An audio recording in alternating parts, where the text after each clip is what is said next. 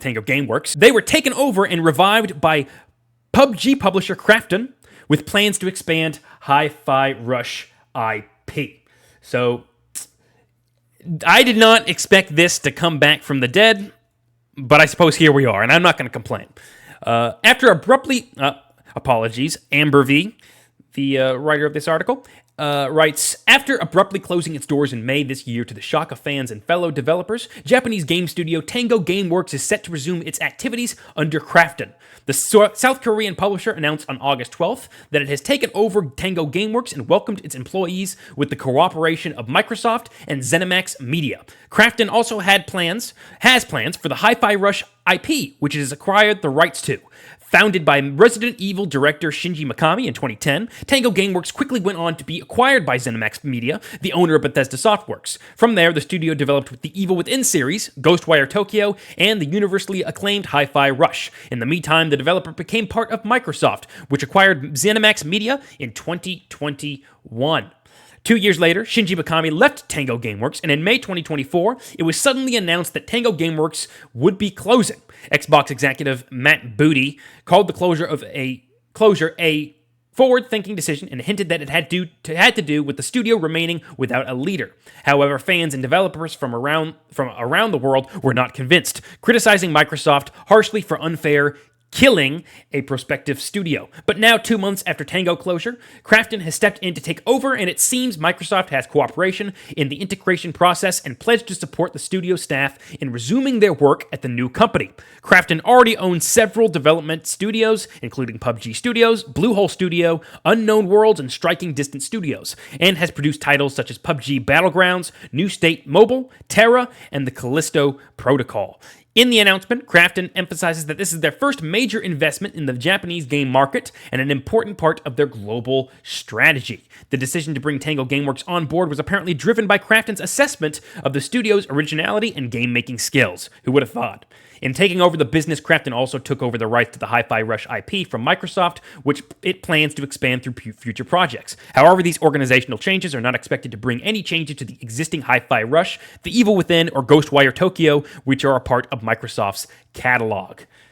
So, I mean, hell yeah, right? I mean, there's no reason that anybody should be upset about this. This is some of the best news we've gotten in the gaming world. With so many goddamn closures that go on, very rarely do you see one come back from the grave from this. I can't even recall the last time one did, if it ever did in the first place.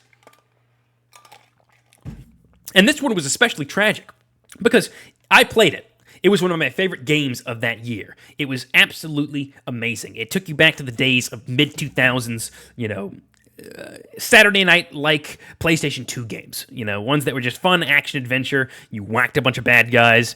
Maybe it was a little bit gory. Maybe it was wacky, like Ratchet and Clank or something like that. But it really invoked that kind of feeling when playing this game again. And to hear that it had been closed down for apparently no good reason at all, given that its success was even surprising to Microsoft, for those of you that probably, you probably have heard about all of this before if you're in the know, but this is for those of you that don't. They ultimately were talking about how, much they valued it and how it overperformed, and, only kind praise on this studio just for a year later to close them down and never give a good answer, and always come across as kind of like, at the worst of times, blaming them, as it kind of touches on in this article of the change in leadership.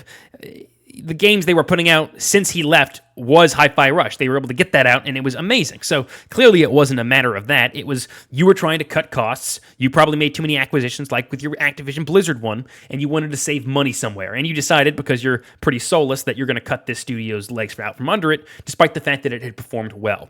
And so the fact that also they're inviting the old people back is great, I hope, for them, because it must have been disappointing to be able to be a part of that company and make such good games like The Evil Within, which I hadn't played but only have heard amazing things about, and Hi-Fi Rush, and just to be canned so suddenly like that. It was disgusting, and hopefully there's enough that come back to this, because it has been a while since it closed, so chances are some people already got jobs elsewhere. I don't know if there'd be exactly a chance for them to come back. It might be too sour of an experience to do so, but I hope that they do because they clearly made some amazing games, and it wasn't their fault that it got closed. And now that they're no longer under the thumb of Microsoft, you can see them flourish on their own merits, which they've clearly proven in times past. It's especially because it's historically made. You know, the director of Resident Evil, we played those games on our game club where we play games every single month, and we have a couple of Resident Evil games ranked on that long list that we have. Go check it out and see how stupid we are or how smart we are. I don't take. I'm not to blame for some placements on that list. That's my addendum I put in, and the other guys probably said the exact same thing. But it's just good news. You know, what else is there to say beyond what I've already said? There was one other bit in here that actually had caught my attention, though. I was trying to remember it. I was trying to stall for time, but I'm pretty shitty at it, apparently. Yeah, that's about it. You know, hell yeah, yes. Most of the time, you have these studios, these large publishers buying up individual studios, like, for example, the Embracer Group, who notably have closed many places, many businesses who have, you know, game companies that have done extremely good games, but were just, like this one, cut out from under them for cost-saving measures. But they bought all of these different studios, and rather than just cutting them, maybe give them their own freedom back, right? I mean, it seems like the best avenue for this kind of stuff is to have less of a monopoly over these studios, like just a greedy grab game of how many you can, you know, keep under your cloak and, you know, use as you see fit and toss out whenever you deem it to be unnecessary anymore. It's, you know, ownership by these large companies seems to, in recent years, been more of a curse than a boon. You know, and some games like, for example, Concord, are the upcoming one, free to play. Well, that's not free to play. Team shooter, kind of reminiscent of Overwatch, which hasn't been received all that well by the public, is coming out. And if it doesn't succeed quickly enough, we have no clue if PlayStation's going to axe that studio, despite the fact that it's just their first game. And from our estimate, despite the fact it may not be getting that much attention, plays very well. You know, this level of uncertainty underneath these large publishers just should lessen. Of course, you're always going to have some of them own games, but, you know, own game studios, I should say. But what are you going to do? That's just the way our capitalist society works. Not really critiquing it, and that's just the way it works. And so, you know, maybe we'll have some good news down the line on that kind of front. I'm just kidding. We did.